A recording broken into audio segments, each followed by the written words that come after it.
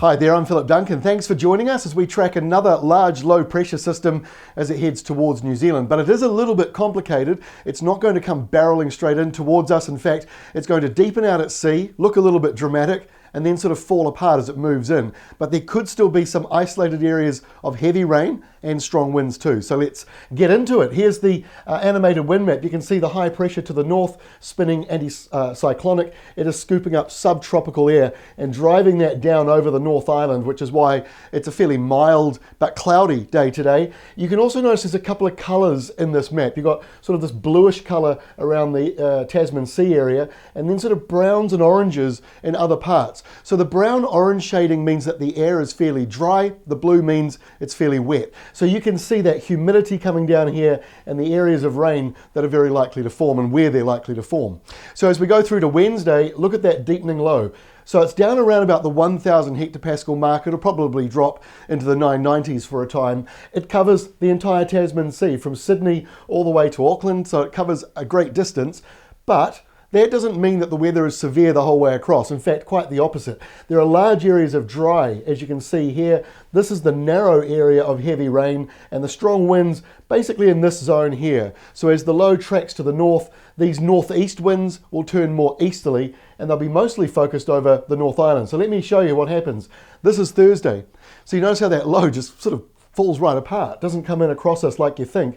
Why is that? Well, there's a big belt of high pressure over here and extends all the way up to the eastern side of the North Island. So even though it's centred just near Dunedin and centred off from Fiordland, it extends up and it's basically acting like a shovel, and it's leveraging that low, so it sort of leapfrogs over the top of us. Now you end up with that rain still affecting the north and the gusty easterly winds, which will just be a bit brisk in most areas, although maybe in my hometown of Te Aroha in the eastern Waikato, it might be a bit windy there for you for a time, although it shouldn't be up to your normal reputation with an easterly. The rain is mainly coming in though for those eastern areas and the South Island, like I say. With that high pressure nearby, it's certainly not looking too dramatic.